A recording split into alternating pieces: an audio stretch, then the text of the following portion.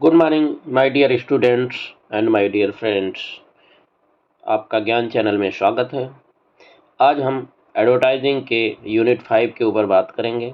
इसके अंदर हम कवर करेंगे कि सोशियो कल्चरल क्रिटिक्स क्या है एडवर्टाइजिंग के, एडवर्टाइजिंग और इसका रिप्रेजेंटेशन क्या है सोसाइटी में, एथिकल इशूज़ क्या हैं, इसके अलावा सेल्फ रेगुलेटरी फ्रेमवर्क जो है एडवर्टाइजिंग के लिए, AAAI, ASCI और इसके कोड ऑफ कंडक्ट क्या हैं।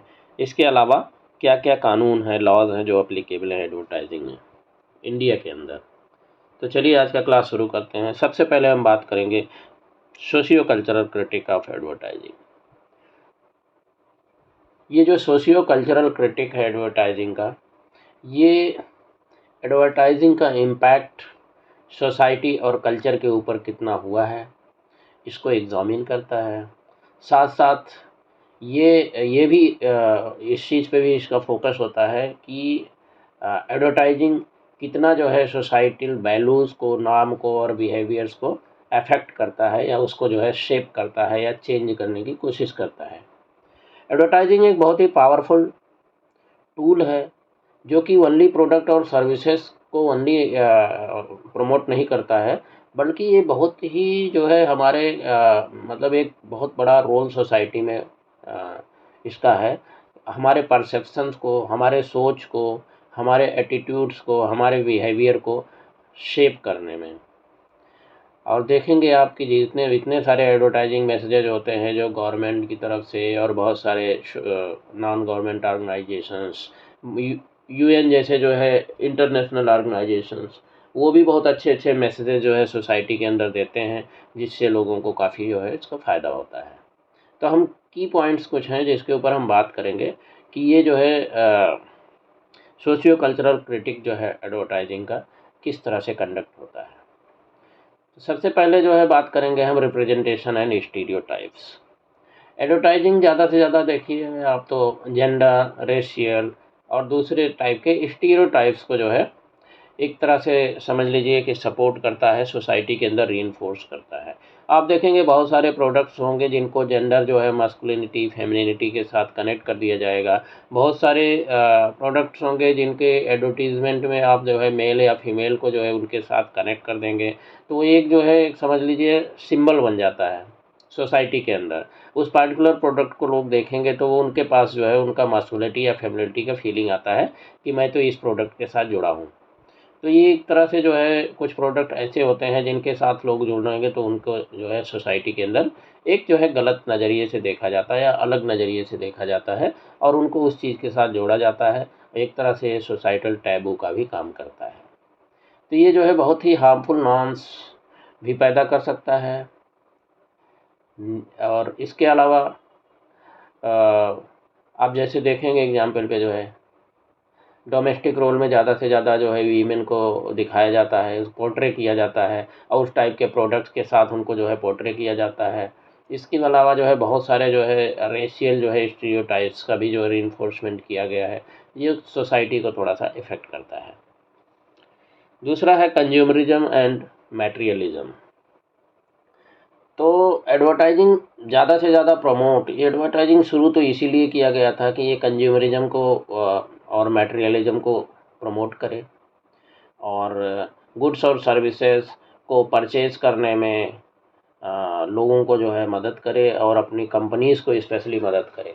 तो लोगों को नॉलेज होगा, साथ साथ जो है कंपनी जो इसको एडवर्टीज़मेंट करा रही हैं उनका जो है उससे फाइनेंस से जुड़े हुए हैं। इसमें एक्सेसिव कंजम्पशन, साथ साथ जो है डेब्ट ट्रैप भी हो सकता है और मटेरियल पोसेसन के ऊपर ये फोकस जो है बहुत ज़्यादा बढ़ा देता है और लोगों के एक्सपेंसेस भी काफ़ी ज़्यादा बढ़ जाते हैं। कोई प्रोडक्ट होगा जो आपको एक्चुअल में लेने की ज़रूरत नहीं, लेकिन उसका एडवर्टाइजिंग बार बार आएगा तो घर में भी लोग जो है इफ़ेक्ट हो जाएंगे, वो बोलेंगे नहीं इस प्रोडक्ट को ले ही लो, जबकि उस प्रोडक्ट को आपको उस टाइम पे लेने की ज़रूरत भी नहीं होगी। तो इस तरह से जो है कंज्यूमरिज्म और मटेरियलिज्म को काफ़ी ज़्यादा ये सपोर्ट करता है। Body image and body standards, आप देखेंगे बहुत सारे ब्यूटी स्टैंडर्ड्स जो है अनरियलिस्टिक होते हैं, जिनके साथ जो है एडवर्टीज़मेंट बहुत सारे प्रोडक्ट जो है अपने आप को जोड़ देते हैं। अब ये बॉडी सेटिस्फैक्शन की भावना भी पैदा करता है और साथ में लोगों के सेल्फ स्टीम को भी जो है क्या करता है, नीचे की तरफ लाता है। क्योंकि उस टाइप के यंग पीपल स्पेशली जो उस प्रोडक्ट के अंदर जो रियली दिखा रहे हैं कि ये रियलिस्टिक ये चीज़ है, मतलब आपको इस स्टैंडर्ड में रहना चाहिए, तो आप उस स्टैंडर्ड में जब नहीं बन पाते हैं तो आपके अंदर जो है आपके सेल्फ स्टीम के अंदर काफ़ी कमी आती है। अब प्रोडक्ट जो एडवर्टीजमेंट जो होते हैं वो तो फ़ोटो के साथ या वीडियो के साथ मैनिपुलेशन कर देते हैं, वो स्टैंडर्ड एक बॉडी टाइप जो है बना देते हैं, जो कि बाद में फिर आप उसको अगर अचीव नहीं कर पाते हैं तो आपको जो है उससे स्ट्रेस जो है पैदा होता है दिमाग में और आपको मेंटल हेल्थ इश्यूज़ भी हो सकते हैं। कल्चरल एप्रोप्रिएशन, कुछ एडवर्टीजमेंट्स एप्रोप्रिएट एलिमेंट्स को दूसरे कल्चर्स के कमर्शियल गेन के लिए बिना उनके बारे में सही जानकारी हुए, उनको जो है सही रिस्पेक्ट नहीं देते हुए जो है उसको इस्तेमाल करते हैं। ये कल्चरल इनसेंसिटिविटी और डिसरिस्पेक्ट की भावना जो है लोगों के बीच में जो है जो उस कल्चर में रहते हैं उनके अंदर जो है ला सकती है, तो ये एक इशू है।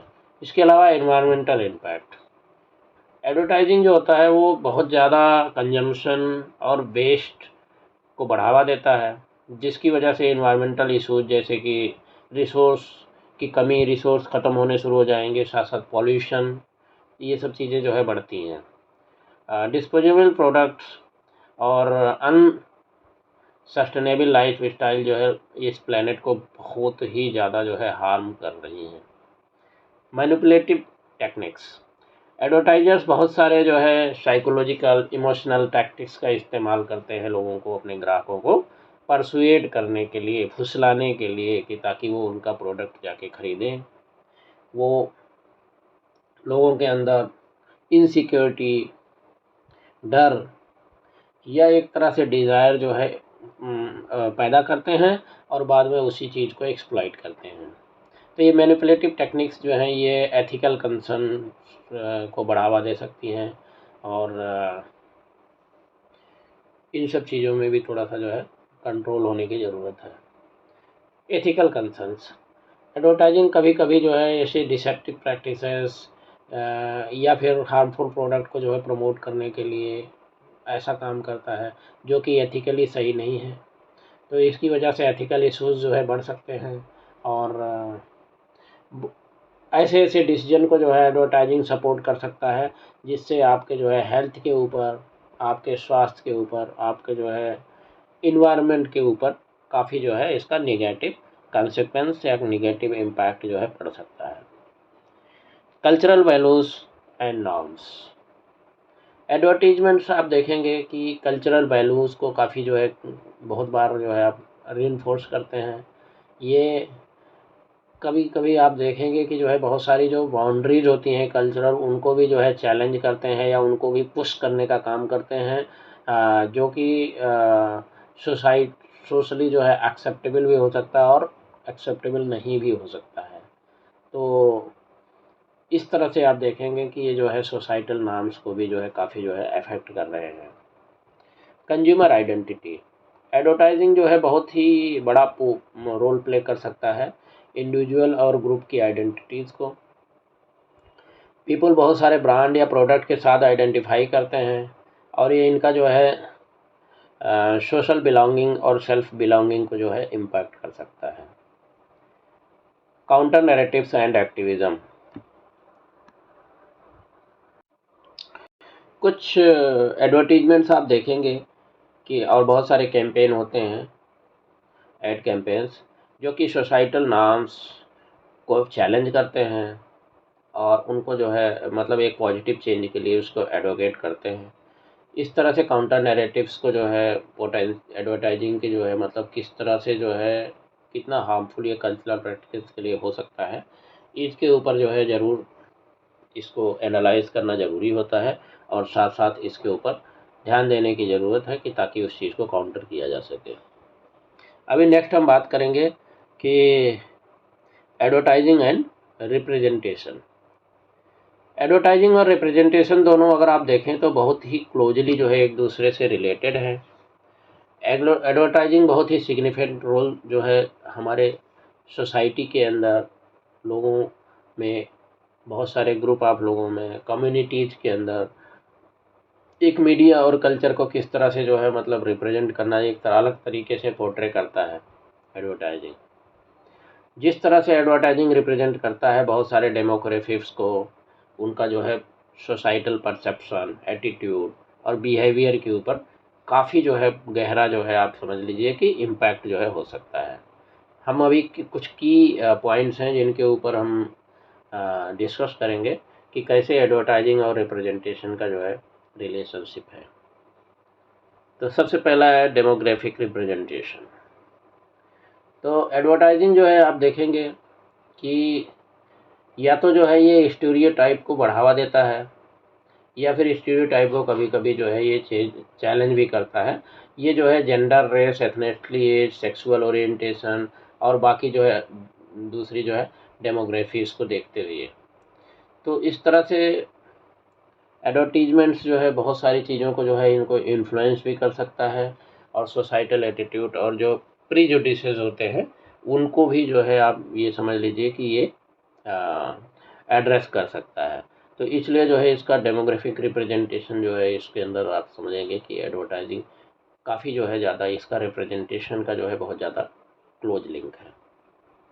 इसके अलावा अगर हम बात करें जेंडर रिप्रेजेंटेशन की, आप देखेंगे बहुत सारे जेंडर रोल्स और स्टीरियोटाइप्स को बढ़ावा देता है एडवर्टाइजिंग, रिप्रेजेंट करता है एक तरह से उस जेंडर को। जैसे आप एग्जांपल के लिए देखेंगे कि ज़्यादा से ज़्यादा आप देखेंगे कि वीमेन को हम केयर गिविंग रोल में ज़्यादा पोर्ट्रे करते हैं, कुकिंग वगैरह के रोल में ज़्यादा पोर्ट्रे करते हैं। इसी तरह से जो है मेन को जो है पोजीशन ऑफ अथॉरिटी और स्ट्रेंथ, पावरफुल दिखाने की कोशिश करते हैं।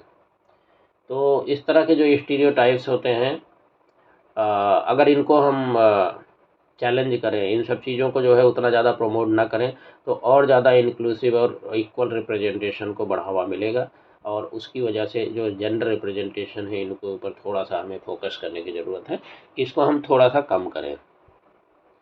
रेशियल और एथनिक रिप्रेजेंटेशन, एडवर्टाइजिंग जो है रेशियल एथनिक स्टीरियोटाइप्स को कंट्रीब्यूट करता है। बहुत सारे तरीके में हो सकता है, नेगेटिव वे में भी दिखाए या फिर हो सकता है पॉजिटिव वे में दिखाने की कोशिश करे। बेसिकली उनका एम ये होता है कि आपका प्रोडक्ट को बेचना है, सर्विसेज को बेचना है, तो उसके लिए जो उनको बेस्ट लगता है वो उस तरफ चले जाते हैं। बट उनको ये समझने की ज़रूरत है कि जो रेशियल एथनिक बैकग्राउंड्स होते हैं उनको जो है बहुत ही रिस्पेक्टफुली उनका रिप्रेजेंटेशन जो है करना चाहिए अपने एड्स में। अदरवाइज जो है फिर उससे आपको जो है आप सोसाइटी को जो है निगेटिव इम्पैक्ट आ सकता है। Body image and beauty standards, आप देखेंगे कि ब्यूटी स्टैंडर्ड्स को जो है बहुत ही ज़्यादा हैवीली इन्फ्लुएंस करता है एडवर्टाइजिंग। इस तरह के body types, skin tones, beauty ideals को प्रमोट करता है कि ये जो है आपको बॉडी डिससेटिस्फैक्शन आपके अंदर जो है पैदा कर सकते हैं, आपको मेंटल हेल्थ इश्यूज जिसकी वजह से हो सकते हैं। स्पेशली आप देखेंगे इस चीज़ को आपके यंग पीपल के अंदर ये चीज़ें ज़्यादा होती हैं।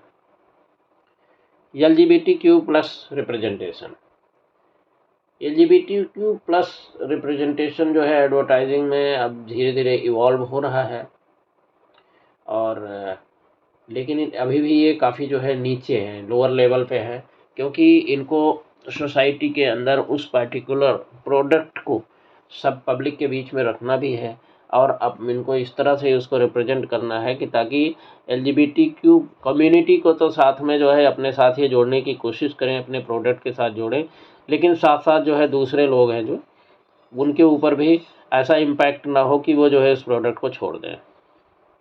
तो इंक्लूसिव और ऑथेंटिक रिप्रेजेंटेशन अगर LGBT कम्युनिटी का जो है अगर ये करते हैं, तो इससे जो है डिस्क्रिमिनेशन और जो एक स्टिग्मा जो बना हुआ है उस चीज़ को रिड्यूस करने में काफ़ी हेल्प मिल सकती है। एज रिप्रेजेंटेशन, एडवर्टाइजिंग आप देखेंगे कि ज़्यादा से ज़्यादा ये क्या है, यूथफुलनेस जो है दिखाती है, और एजिज़म को जो है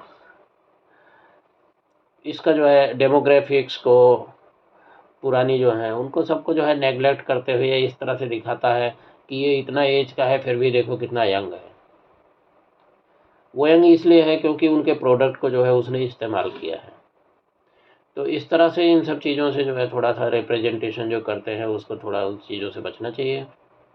डिसेबिलिटी रिप्रेजेंटेशन, आप देखेंगे बहुत सारे लोग विद डिसेबिलिटी जो है अंडर रिप्रेजेंटेड अक्सर जो है एडवर्टाइजिंग में किए जाते हैं। और एक जो है एक तरह से स्टीरियोटाइपिकल मैनर से जो है उनको रिप्रेजेंट किया जाता है। इसमें भी जो है मोर ज़्यादा से ज़्यादा ऑथेंटिक और डाइवर्स रिप्रेजेंटेशन अगर हम करें तो फिर सोसाइटी के जो बयासेज होते हैं, जो उनकी सोच होती है, तो उन सब चीज़ों को जो है हम चेंज कर सकते हैं और उनके अंदर एक इनक्लूसिवनेस की भावना जो है पैदा कर सकते हैं। Cultural sensitivity, advertisers cultural context जिसके अंदर वो कैंपेन को लॉन्च कर रहे हैं उनको पक्का ध्यान में रखना चाहिए।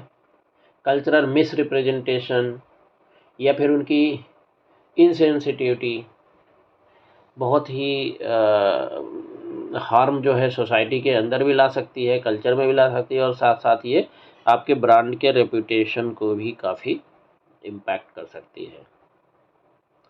इंक्लूसिव मैसेजिंग, ब्रांड्स जो है डाइवर्सिटी और इंक्लूजन को जो है जनरली अपने एडवर्टाइजिंग में जो है एम्ब्रेस करते ही करते हैं। और कस्टमर बेस, एक्चुअली उनका मेन एम होता है कि ज़्यादा से ज़्यादा ब्रॉडर कस्टमर बेस के साथ कनेक्ट हों। तो इंक्लूसिव मैसेजिंग को जो है आप इस तरह से उसको रिप्रेजेंट करें तो कि वो जो है बहुत सारे डाइवर्स वॉइसेस और पर्सपेक्टिव उनको सबको एड्रेस करें और साथ साथ वो जो है आपका जो है समझ लीजिए कि आपका जो विजुअल रिप्रेजेंटेशन है उससे बहुत आगे तक जो है एक्सटेंड हो सके। कंज्यूमर एम्पावरमेंट, कंज्यूमर्स ज़्यादा से ज़्यादा जो है वो ब्रांड से ये एक्सपेक्ट करते हैं कि पॉजिटिव सोशल वैल्यूज़ और इंक्लूसिविटी जो है एडवर्टाइजिंग के अंदर प्रमोट की जाए। इस तरह के वैल्यूज़ को जो ब्रांड प्रायोरिटाइज करते हैं वो सोसाइटी के अंदर जो है जो कॉन्शियस कंज्यूमर्स होते हैं उनको ज़्यादा से ज़्यादा जो है इम्पैक्ट करते हैं। ऑथेंटिसिटी, जो भी आप रिप्रेजेंटेशन करते हैं उसको ऑथेंटिक रहना, ये बहुत ही क्रूशियल है एडवर्टाइजिंग में। अगर आप जो है ऑथेंटिक नहीं रहेंगे या एक्सप्लॉयटेटिव रिप्रेजेंटेशन करेंगे तो इससे जो है आपके ब्रांड की क्रेडिबिलिटी को काफ़ी इम्पैक्ट हो सकता है। सोशल रिस्पॉन्सिबिलिटी, जो भी एडवर्टाइजिंग एजेंसी हैं या जो ब्रांड्स हैं उनका एक रिस्पॉन्सिबिलिटी होता है सोसाइटी में कि हर चीज़ को जो कैंपेन चला रहे हैं उसको क्रिटिकली एसेस करना चाहिए कि वो सोसाइटल एटीट्यूड और बिहेवियर को ज़्यादा जो है इम्पैक्ट तो नहीं कर रहे हैं। मतलब इम्पैक्ट मीन्स जो है वो निगेटिव इम्पैक्ट होना चाहिए, नहीं होना चाहिए। पॉजिटिव इम्पैक्ट है तो फिर ठीक है, ये लोगों के अंदर इंक्लूसिवनेस की भावना अगर ला रहा है तो अच्छा है। लेकिन अगर ऐसा नहीं कर रहे हैं तो उसके अंदर जो है आपको सोशल रिस्पॉन्सिबिलिटी अपनी समझते हुए चेंजेस करने की ज़रूरत है और गलत जो है प्रमोशन नहीं करना चाहिए। तो हम इस तरह से कर सकते हैं, कह सकते हैं कि एडवर्टाइजिंग और रिप्रेजेंटेशन बहुत ही इंटरकनेक्टेड हैं। Advertising societal norms, attitudes, values को रिप्रेजेंट भी करता है और शेप भी करता है। और रिस्पॉन्सिबल एडवर्टाइजिंग जो है एक ऑथेंटिक, इंक्लूसिव और रिस्पेक्टफुल रिप्रेजेंटेशंस जो है बहुत सारे जो डेमोग्राफिक्स हैं उनकी जो है उसको करना चाहिए। इस तरह से अगर हम करेंगे तो एडवर्टाइजिंग जो है एक सोसाइटी को एक पॉजिटिव जो है कंट्रीब्यूशन और diversity, social change, social equity, इन सब चीज़ों को अच्छे से प्रमोट कर सकता है और साथ साथ जो है उसको खुद को, उसके ब्रांड को भी काफ़ी इसका फ़ायदा होगा। अभी नेक्स्ट हम बात करेंगे एथिकल इश्यूज पर्टेनेंट टू एडवर्टाइजिंग। तो एडवर्टाइजिंग से रिलेटेड जो एथिकल इश्यूज हैं, आप देखेंगे कि बहुत सारे जो है एथिकल इश्यूज एडवर्टाइजिंग से उत्पन्न होते हैं। इनको बहुत ही केयरफुली जो है कंसीडर करना चाहिए और साथ साथ जो है इनको बिजनेसेस के द्वारा, एडवर्टाइजर्स के द्वारा, रेगुलेटरी बॉडीज़ के द्वारा इनको एड्रेस करना चाहिए जिस तरह से जो ज़रूरत जहाँ पे है। ये एथिकल कंसर्न्स जो है बहुत सारे रेंज ऑफ एरियाज़ को कवर करते हैं। ट्रांसपेरेंसी, ऑनेस्टी के साथ जो है इंडिविजुअल्स के ऊपर और सोसाइटी के ऊपर इम्पैक्ट डालने में हम कुछ की एथिकल इशूज हैं जिनके ऊपर जो है एडवर्टाइजिंग से जो पर्टेनिंग है उनके ऊपर बात करें। ट्रूथ एंड ऑनेस्टी, एडवर्टाइजर्स की एक बेसिक रिस्पॉन्सिबिलिटी होती है सोसाइटी के लिए कि वो ट्रूथफुल और ट्रांसपेरेंट जो है मतलब अपने मैसेज में ट्रांसपेरेंट रहें। मिसलीडिंग और फॉल्स एडवर्टाइजिंग जो है इस कंज्यूमर्स को भी नुकसान पहुंचा सकते हैं। कंज्यूमर्स का जो है ट्रस्ट भी जो है उस पार्टिकुलर ब्रांड के साथ जो है उसका ट्रस्ट को भी जो है निगेटिव इम्पैक्ट कर सकते हैं। इसके अलावा साथ साथ जो है लीगल कंसिक्वेंसेस भी हो सकते हैं इसके। डिसेप्टिव प्रैक्टिसेस, डिसेप्टिव एडवर्टाइजिंग बहुत सारे जो है मिसलीडिंग टैक्टिक्स जो है इस्तेमाल करता है अपने कंज्यूमर्स को बहलाने फुसलाने के लिए। इसमें फॉल्स क्लेम्स हो सकते हैं, हिडन फीस हो सकते हैं, fine print, exaggerated product benefits. तो इस तरह से जो है अनएथिकल प्रैक्टिसेस को जो है मतलब ये अवॉइड करना चाहिए क्योंकि ये भी जो है एक लीगल एक्शन जो है अट्रैक्ट करता है। मैनिपुलेटिव टेक्निक्स, एडवर्टाइजर्स ज़्यादा से ज़्यादा साइकोलॉजिकल और इमोशनल मैनिपुलेशन का काम करते हैं कंज्यूमर बिहेवियर को इन्फ्लुएंस करने के लिए। इसमें जो है फियर को एक्सप्लॉइट किया जाता है, इनसिक्योरिटीज़ को एक्सप्लॉइट किया जाता है, या आदमी के डिज़ायर को भी एक्सप्लॉइट किया जाता है। ये एक जो है एडवर्टाइजिंग में परसुएशन एक बहुत ही कॉमन पार्ट होता है, लेकिन जो है एथिकल बाउंड्रीज़ को क्रॉस करना, लोगों को मैनिपुलेट करने के लिए, स्पेशली जो वल्नरेबल कंज्यूमर्स होते हैं, ये एक बहुत बड़ा कंसर्न है।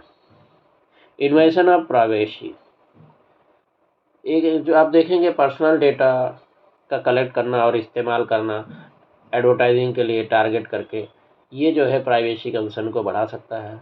आप देखेंगे कि गूगल के पास आप जितनी भी जो चीज़ें करते हैं वो सारी चीज़ें जल्दी वो कंसेंट ले लेता है आपके मैसेजेस को पढ़ने के लिए, आपके कंटेंट्स को पढ़ने के लिए, इन सब चीज़ों को वो देखता रहता है।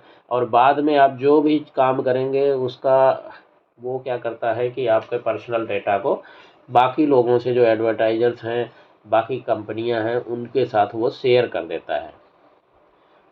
तो इन सब चीज़ों से क्या है, आपकी प्राइवेसी का एक इन्वेशन होता है। और एडवर्टाइजर्स को जो है स्ट्रिक्ट डेटा प्रोटेक्शन रेगुलेशंस को स्ट्रिक्टली फॉलो करना चाहिए। और क्लियर जो है ऑप्ट इन या ऑप्ट आउट ऑप्शन होने चाहिए कंज्यूमर्स के लिए कि आपका डेटा हम शेयर कर सकते हैं या नहीं कर सकते हैं। चिल्ड्रन एंड वल्नरेबल ऑडियंसेज, बहुत सारे एडवर्टाइजिंग होंगे जो वल्नरेबल ऑडियंसेज या चिल्ड्रन को टारगेट करने के लिए ही बनाई जाती है। और इसमें जो है बहुत ज़रूरी है कि आपको स्ट्रिक्ट जो एथिकल गाइडलाइंस हैं उनको फॉलो करना चाहिए स्ट्रिक्टली। और यंग चिल्ड्रन जो होते हैं, यंग चिल्ड्रन और साथ में जो इंडिविजुअल्स होते हैं जिनका डिसीजन मेकिंग कैपेसिटी थोड़ा सा कम होता है, वो आपके परसुएसिव इंटेंट को हो सकता है जो है अच्छी तरह से समझ ना पाएँ और आपके साथ इजीली इन्फ्लुएंस हो जाएं। नेक्स्ट है स्टीरियोटाइपिंग एंड बयास। तो स्टीरियोटाइपिंग आपने देखा होगा एडवर्टीजमेंट्स में जनरली जो है स्टीरियोटाइप्स जो है जेंडर के साथ, रेस, एथनिसिटी, एज या बाकी डेमोक्रेसी जो है के साथ आप देखेंगे कि एक स्टीरियोटाइपिंग तो होता है। ये क्या करता है कि प्रिजुडिस और डिस्क्रिमिनेशन को बहुत ज़्यादा बढ़ावा देता है सोसाइटी के अंदर। तो इसमें जो है एक आपको एथिकल एडवर्टाइजिंग अगर करेंगे तो उसका काम है कि ये जो है हार्मफुल स्टीरियोटाइप्स को जो है इनको चैलेंज करना चाहिए और इन सब चीज़ें के जो है इशूज इस टाइप के नहीं होते हैं, होने चाहिए। साथ में जो है आप देखेंगे बात करें body image and self esteem, आप देखेंगे एडवर्टाइजिंग जनरली जो है अनरियलिस्टिक ब्यूटी स्टैंडर्ड्स और बॉडी के अनरियलिस्टिक इमेजेस, जीरो फिगर्स, बहुत सारी चीज़ें आप देखेंगे वो उसको क्या करते हैं, ये प्रमोट करते हैं। साथ में बहुत हाई मस्कुलिनिटी, मसल पावर वो सब दिखाते हैं। जो इसके साथ जो है आदमी, जो लोग जिनके अंदर वो चीज़ नहीं है, उनका जो है बॉडी इमेज इशूज़ जो है उसको कंट्रीब्यूट कर सकते हैं और साथ साथ उनका सेल्फ इस्टीम को भी जो है नीचे की तरफ धकेल सकते हैं। स्पेशली ये चीज़ें जो है यंग जनरेशन के अंदर होती है।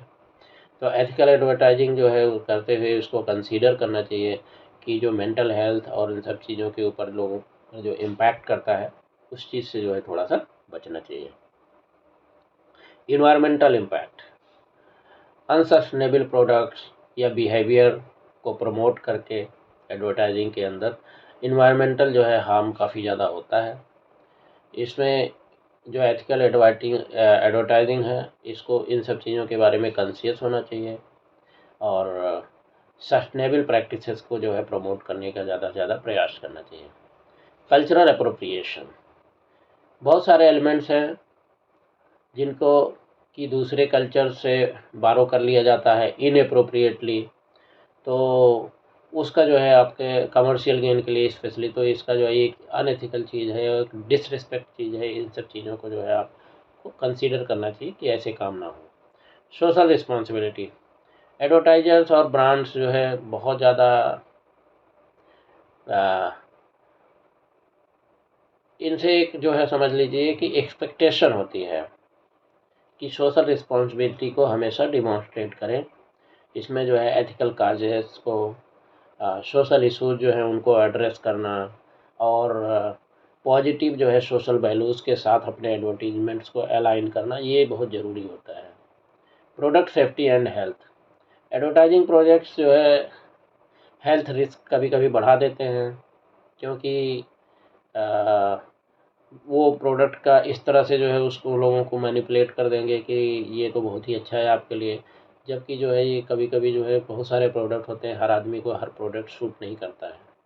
तो आपको आपका हेल्थ सेफ्टी इसके ऊपर जो है प्रॉपर ध्यान देना चाहिए और उनको सारे जो है प्रोज कॉन्स उसको प्रोडक्ट के यूज़ के और साथ में किन को यूज़ नहीं करना चाहिए, इन सब चीज़ों को पूरा इन्फॉर्मेशन अच्छी तरह से देना चाहिए ताकि जो है जिन लोगों के साथ के लिए वो यूज़ करना उसका रिस्क है वो अपना उस चीज़ से बच सकें कम से कम।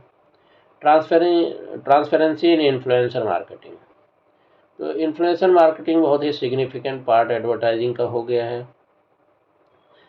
इसमें इसके फाइनेंशियल रिलेशनशिप्स जो इन्फ्लुएंसर्स हैं और ब्रांड्स, ये बहुत ही जो है ट्रांसपेरेंसी होना बहुत ज़रूरी है ताकि जो है ऑडियंसेस के बीच में एक अच्छा खासा जो है आप समझ लीजिए कि ट्रस्ट डेवलप कर पाएँ और उसको मेंटेन कर पाएँ।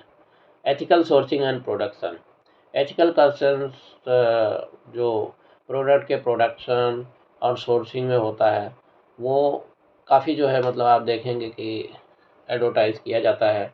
ब्रांड जो है उनको इंश्योर करना चाहिए कि उनकी जितनी भी सप्लाई चेन है वो एक्सप्लॉइटेशन से फ्री है, चाइल्ड लेबर उसके अंदर नहीं होना चाहिए और दूसरी अनएथिकल प्रैक्टिसेस उसके अंदर नहीं होनी चाहिए। Political and social issues,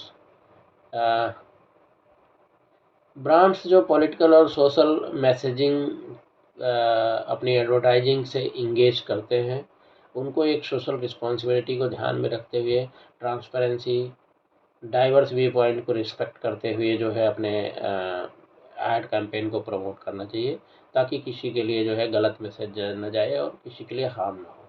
environmental claims, आप देखेंगे बहुत सारे जो है फॉल्स एग्जेजरेटेड इन्वायरमेंटल क्लेम्स बहुत सारे आप देखेंगे कि एडवर्टीजमेंट्स में किए जाते हैं। ये एक जो है एथिकल कंसर्न है एडवर्टाइजिंग का। एडवर्टाइजर्स को जो है इन्वायरमेंटल क्लेम्स को सस्टेंस करना चाहिए एक्यूरेट इन्फॉर्मेशन के साथ, ये बहुत ज़रूरी है। तो हम इस तरह से कर सकते हैं कि एडवर्टाइजिंग के जो एथिकल इश्यूज़ हैं ये बहुत ही केयरफुल इनको कंसिडरेशन करने की ज़रूरत है और एडवर्टाइजर्स और साथ साथ बिजनेसेस जितने हैं उनको जो है ऑनेस्टी, ट्रांसपेरेंसी और सोशल रिस्पॉन्सिबिलिटी जो है अपना जो है प्रमोट करना चाहिए जिसके साथ आपका कंज्यूमर्स के साथ बहुत अच्छा ट्रस्ट बिल्ड होगा और ये आपको स्पेशली जो है आप सोसाइटी के लिए एक पॉजिटिव कंट्रीब्यूशन भी दे पाएंगे। अभी हम बात करेंगे self regulatory framework for advertising in India. तो ये AAAI और ASCI के बारे में हम बात करेंगे। आप देखेंगे कि इंडिया के अंदर सेल्फ रेगुलेटरी फ्रेमवर्क एडवर्टाइजिंग के लिए जो है यही दो ऑर्गेनाइजेशन हैं, AAAI और ASCI, यही ज़्यादा से ज़्यादा देखती हैं। Advertising agencies association of India और advertising standards council of India, ये organisation code of conduct establish करने के लिए एडवर्टाइजिंग इंडस्ट्री में उसके लिए काम करती हैं और इंश्योर करने की कोशिश करती हैं कि जो एडवर्टीजमेंट्स हैं वो एथिकल, ट्रूथफुल और जो है इंडस्ट्री स्टैंडर्ड को जो है कंप्लाई करें। अब हम इनके जो है बात करेंगे कि कुछ जो है इनका रोल क्या है, कैसे रेगुलेट कर रहे हैं। तो advertising agency association of India AAAI, ये जो है इंडस्ट्री, ये रिप्रेजेंट करता है एडवर्टाइजिंग एजेंसीज़ के लिए, और इसके जो मेंबर्स होते हैं इसमें एडवर्टाइजिंग एजेंसी से भी लोग होते हैं, मीडिया एजेंसी से होते हैं और एडवर्टाइजर्स से भी होते हैं। AAAI जो है एक प्राइमरली एक रेगुलेटरी बॉडी तो नहीं है, लेकिन ये बहुत ही क्रूशियल रोल जो है इंडस्ट्री स्टैंडर्ड्स को सेट करने में, एथिकल प्रैक्टिसेस को प्रमोट करने में एडवर्टाइजिंग कम्युनिटी के साथ काफ़ी हेल्पफुल होता है। इसके कुछ जो है इम्पोर्टेंट फंक्शन होते हैं। सबसे पहले तो प्रमोटिंग प्रोफेशनलिज्म, तो ये जो है प्रोफेशनलिज्म को बढ़ावा देने का काम करता है। स्पेशली जितने भी एडवर्टाइजिंग एजेंसीज हैं इंडिया के अंदर, इनके ट्रेनिंग प्रोग्राम्स, सेमिनार्स और इवेंट्स जो है ऑर्गेनाइज करता रहता है ताकि लोगों को सही नॉलेज मिल सके। एडवोकेसी, ये अपने मेंबर्स के इंटरेस्ट को समझ लीजिए कि एडवर्टाइजिंग इंडस्ट्री के पूरे इंटरेस्ट को जो है एक तरह से एडवोकेट भी करता है। साथ में इंडस्ट्री कोलैबोरेशन, ये बहुत सारे इंडस्ट्री बॉडीज़ के साथ कोलैबोरेट करता है, जिसमें ACI भी है, और इसके साथ ताकि जो है आप एक एथिकल स्टैंडर्ड एडवर्टाइजिंग का जो है डेवलप कर पाएँ और उस चीज़ को इन्फोर्स भी कर पाएँ। सेकेंड है advertising standard council of India, ASCI। ASI एक जो है प्राइमरली सेल्फ रेगुलेटरी बॉडी है एडवर्टाइजिंग के लिए इंडिया के अंदर। ये 1985 में इस्टेब्लिश की गई थी और इसका मेन उद्देश्य था कि आपको इंडिया जितने भी एडवर्टीजमेंट्स होते हैं वो ऑनेस्ट हों, लीगल हों और एथिकल हों। तो ACI की रिस्पॉन्सिबिलिटी ये है कि जितने भी एडवर्टाइजिंग कंटेंट्स होते हैं उनको मॉनिटर करना, उनको रेगुलेट करना कि वो कोड ऑफ कंडक्ट से जो है बाहर नहीं जा रहे हैं। इनके जो की फंक्शंस हैं उसमें सबसे पहले तो कोड ऑफ कंडक्ट है। इसने एक बहुत ही कम्प्रहेंसिव जो है कोड ऑफ कंडक्ट डेवलप किया है एडवर्टाइजिंग के लिए इंडिया के अंदर, और इसमें एथिकल गाइडलाइंस और बहुत सारे प्रिंसिपल्स हैं जिनको कि जो है एडवर्टाइजर्स को फॉलो करना चाहिए स्ट्रिक्टली। तो बहुत सारे एस्पेक्ट जो है एडवर्टाइजिंग के, जिसमें ट्रूथफुलनेस, ऑनेस्टी, मिसलीडिंग क्लेम्स नहीं देना, ये सारी चीज़ें इसके अंदर शामिल हैं। कंप्लेंट्स हैंडलिंग, ये बहुत सारे एक मेकैनिज़्म प्रोवाइड करता है कंज्यूमर्स के लिए और इंडस्ट्री स्टेक होल्डर्स के लिए कि वो जो है कभी भी मिसलीडिंग या अनएथिकल एडवर्टीजमेंट है उसके अगेंस्ट जो है कंप्लेंट लॉन्च करें, और इन कंप्लेंट्स को जो है इवेलुएट करता है और उसी तरह से जो एक्शन की ज़रूरत है वो जो है ये लेता भी है। गाइडलाइंस एंड एडवाइजरी, ये गाइडलाइंस और एडवाइजरी नोट्स एडवर्टाइजर्स को जो है हमेशा जारी करता रहता है ताकि वो कोड ऑफ कंडक्ट कंप्लाई हमेशा करें। ट्रेनिंग्स, वर्कशॉप्स और हमेशा जो ऑर्गेनाइज करता रहता है ताकि जो है एथिकल एडवर्टाइजिंग प्रैक्टिसेस को जो है अच्छी तरह से जितने भी एडवर्टाइजर उनको एजुकेट किया जाए ताकि वो एथिकल प्रैक्टिसेस को हमेशा फॉलो करें। मॉनिटरिंग एंड कंप्लायंस, ACI बहुत ही एक्टिवली एडवर्टीजमेंट्स को मॉनिटर करता है और जितने भी मीडिया प्लेटफॉर्म हैं सभी में, ऐसा नहीं है कि एक ही मीडिया प्लेटफॉर्म को किसी को ये करेगा। इसमें प्रिंट हो गया, टेलीविज़न हो गया, डिजिटल, आउटडोर एडवर्टाइजिंग, सबको जो है ये मॉनिटर करता है। तो कोई भी अगर कहीं भी कोड ऑफ कंडक्ट का वायलेशन होता है तो ये उसके अंदर चेंजेस रेकमेंड करता है, उनको वार्निंग इशूज़ करता है और साथ साथ जो है उस पार्टिकुलर एडवर्टीजमेंट को विथड्रॉ करने का भी ऑर्डर दे सकता है। Public awareness, ACI public awareness को बढ़ाने के लिए काफ़ी जो है बहुत सारे काम करता रहता है और ये भी जो है इस चीज़ को भी बढ़ावा देने की पूरा प्रयास करता है कि एथिकल एडवर्टाइजिंग प्रैक्टिसेस ही जो है इंडिया के अंदर फॉलो हों। तो इस तरह से आप देखेंगे कि अगर इनका दोनों का अगर कोलैबोरेटिव एफर्ट अगर हो AAAI और ASCI का, तो एक बहुत ही जो है एक एडवर्टीज़मेंट को एथिकली और काफ़ी अच्छा जो है एक मतलब फ्रेमवर्क, सेल्फ रेगुलेटरी फ्रेमवर्क दे सकता है।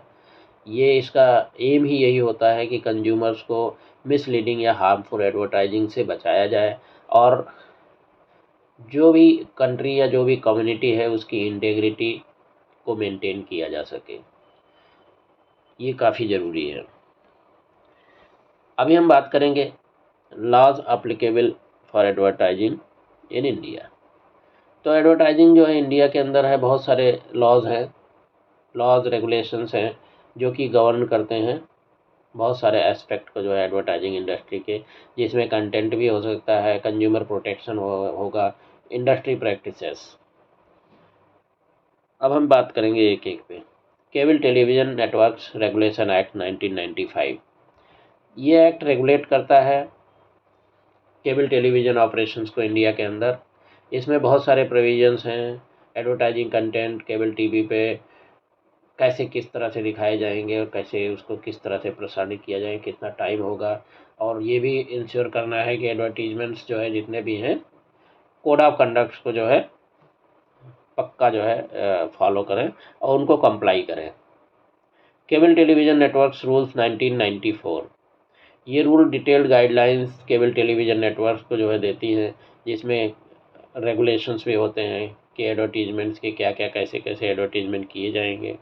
तो ये जो है maximum duration, frequency of advertisements को भी जो है टीवी ब्रॉडकास्ट के टाइम पे जो है उसको भी एक स्पेसिफाई करती हैं कि आप इतनी देर तक ये नहीं कि जो है हमेशा एडवर्टीजमेंट ही चलता रहे और पब्लिक जो उस पार्टिकुलर चैनल को देख रही है उसका टाइम फालतू में बर्बाद हो।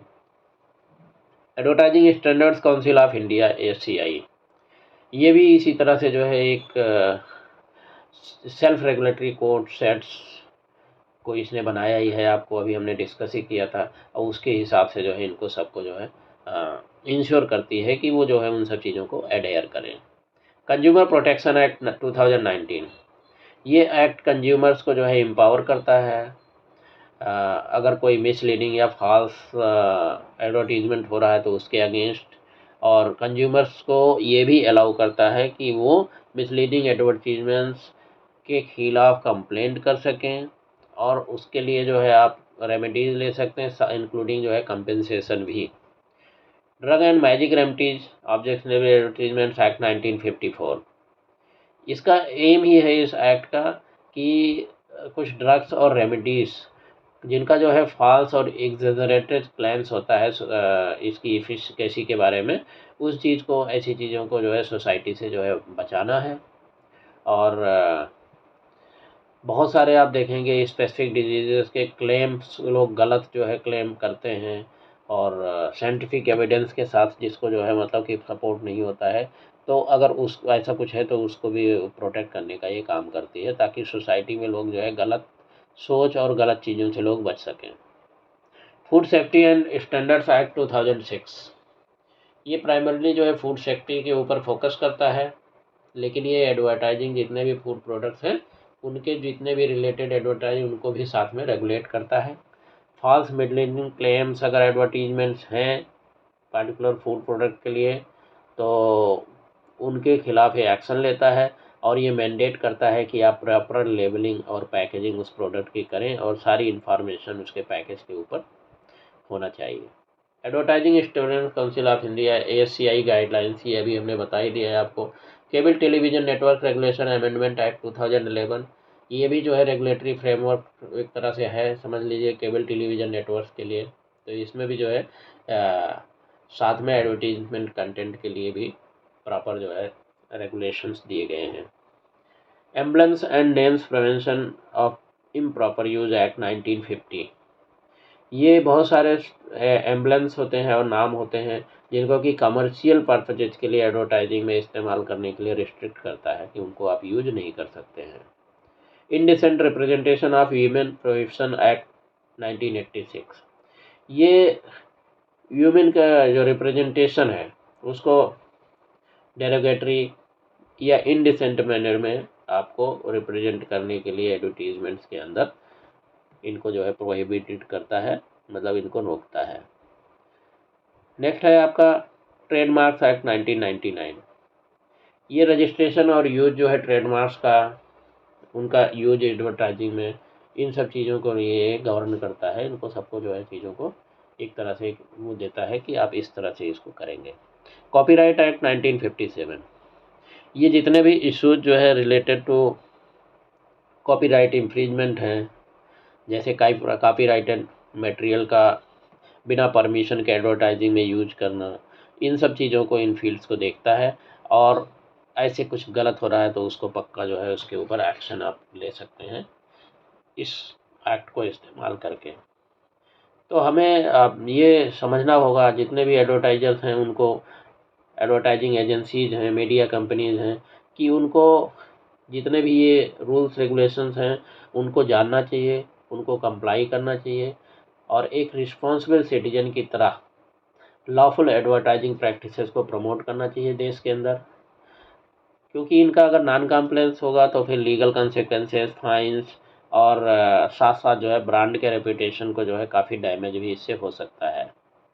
और सेल्फ रेगुलेटरी फ्रेमवर्क जो ये सीआई ने जो बनाया हुआ है, ये बहुत ही क्रूशियल रोल जो है एथिकल एडवर्टाइजिंग स्टैंडर्ड्स को जो है इस देश के अंदर प्रमोट करने में काफ़ी हेल्पफुल है।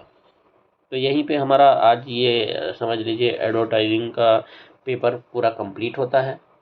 आप इसको 2-3 बार अगर अभी देख लेंगे, और उसके बाद एग्ज़ाम से पहले एक बार अगर देखेंगे और इनके पॉइंट्स को नोट कर लेंगे, तो आप समझ लीजिए कि आप जो है अच्छा स्कोर इस पेपर में कर पाएंगे। मिलते हैं दोस्तों पब्लिक रिलेशन के पेपर के साथ। Thank you. Have a very nice day.